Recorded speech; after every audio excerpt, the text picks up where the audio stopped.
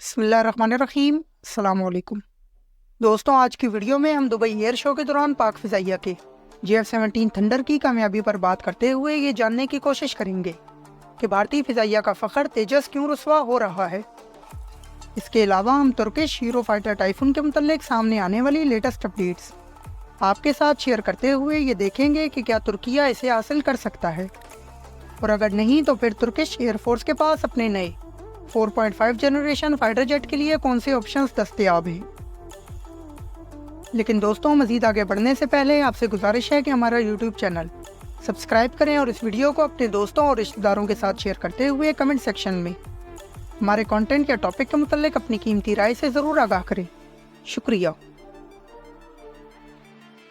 इस वक्त Dubai air show का रंगारंग मेला जारी है और इसमें दुनिया के तकरीबन तमाम बड़े एयरक्राफ्ट मैन्युफैक्चरर्स के साथ पाकिस्तान और भारत भी अपने 4.5 जनरेशन फाइटर जेट समेत हिस्सा ले रहे हैं। दोस्तों, इस इवेंट में जहां एक जाने पाकिस्तानी JF-17 थंडर अपनी खसूसियात की वजह से पोटेंशियल बायर्स की तवज्जो हासिल कर रहा है, तो वहीं दूसरी जानिब भारतीय तेजस अपनी फ़िज़ाइया के लिए शर्मिंदगी का सबब बना हुआ है। याद रहे कि तेजस को दुबई एयर शो के तीसरे दिन परवाज बढ़ते ही एमरजेंसी लैंडिंग करना पड़ी थी, और सामने आने वाली रिपोर्ट्स के मुताबिक इसकी वजह तेजस के ऑनबोर्ड सिस्टम्स में खराबी थी। यहाँ यह बताना इंतहाई ज़रूरी है कि JF-17 ने इस इवेंट के दौरान अपने तमाम एरियल डिस्प्लेस को मुकम्मल किया है, और ये इस फाइटर जेट के खिलाफ भारतीय प्रोपेगेंडे का मुंह तोड़ जवाब है। अक्सर भारतीय सोशल मीडिया पर झूठी खबरें फैलाते नजर आते हैं कि म्यांमार और नाइजीरिया JF-17 की कारकर्दगी से नाखुश है और वो इसे जल्द अज जल्द रिप्लेस करना चाहते हैं। अगरचे आज तक इस किस्म की कोई खबर इन दोनों ममालिक की जानिब से रिपोर्ट नहीं हुई, लेकिन फिर भी न जाने कैसे इंडियंस ये मालूमात हासिल कर लेते हैं। दुबई एयर शो इन तमाम भारतीय दोस्तों के लिए आईना है जो तेजस को दुनिया का बेहतरीन फाइटर जेट समझते हैं। बेशक तेजस को डिज़ाइन एंड डेवलप होने में 35 साल का अरसा लगा है, और इसके बावजूद इसे माजी में इंडियन एयरफोर्स और नेवी ने लेने से इनकार कर दिया था। लेकिन इसका ये मतलब तो हरगिज़ नहीं कि भारतीय अब तेजस का मुकाबला JF-17 से करें, जो मुख्तलिफ मिशंस में अपनी काबिलियत जाहिर कर चुका है।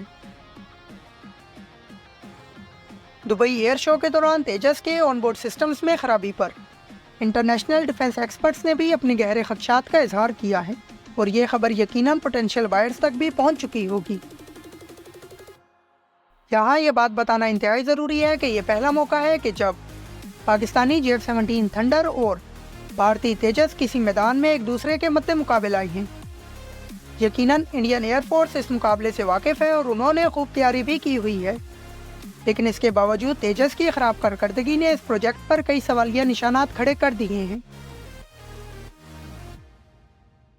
अब बात करते हैं तुर्किया की, तो सामने आने वाली लेटेस्ट रिपोर्ट्स के मुताबिक तुर्किश डिफेंस मिनिस्टर ने यह बात कन्फर्म की है कि वो अपनी एयरफोर्स की ताकत में इजाफे की खातिर यूरो फाइटर टाइफून ख़रीदना चाहते हैं। अगर हम इसकी खसूसियात पर बात करें तो ये एक twin engine canard delta wing multi role fighter jet है कि जिसे बरतानिया, इटली, जर्मनी और स्पेन ने मिलकर डिज़ाइन एंड डेवलप किया है। इसकी लंबाई 15.96 मीटर, चौड़ाई 10.95 मीटर और ऊंचाई 5.28 मीटर है।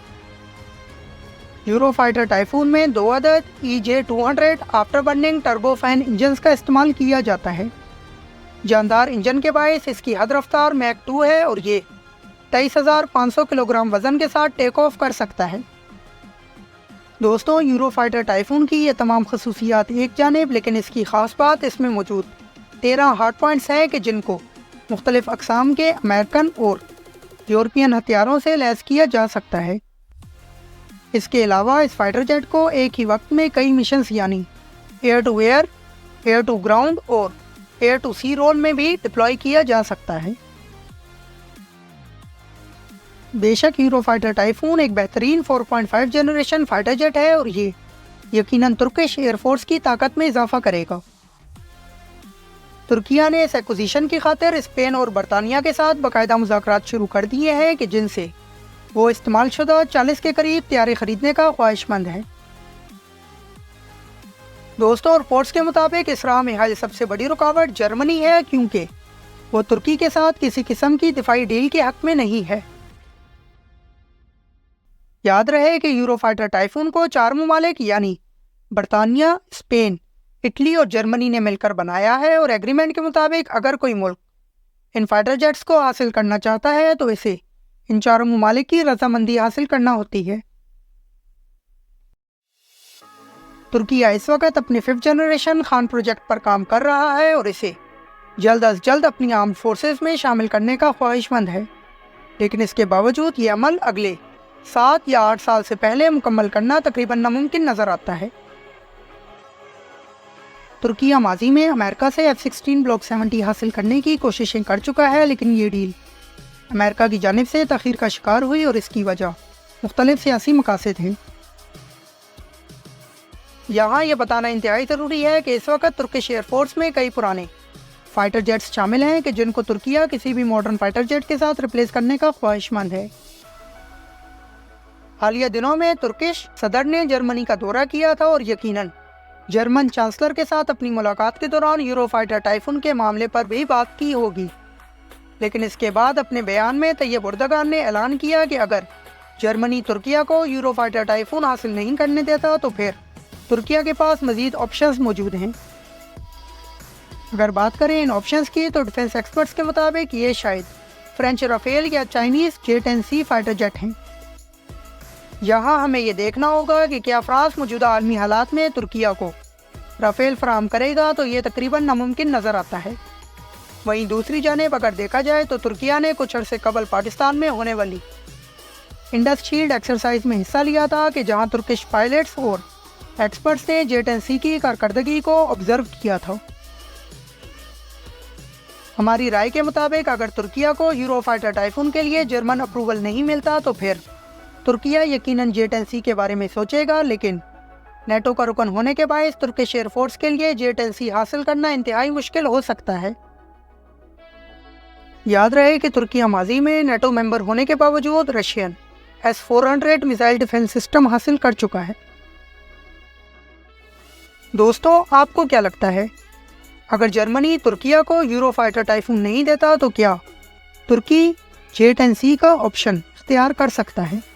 اس معاملے کے متعلق کمنٹ سیکشن میں اپنی قیمتی رائے سے ضرور آگاہ کریں۔ پاکستان زندہ باد، پاکستان آرمڈ فورسز پائندہ باد۔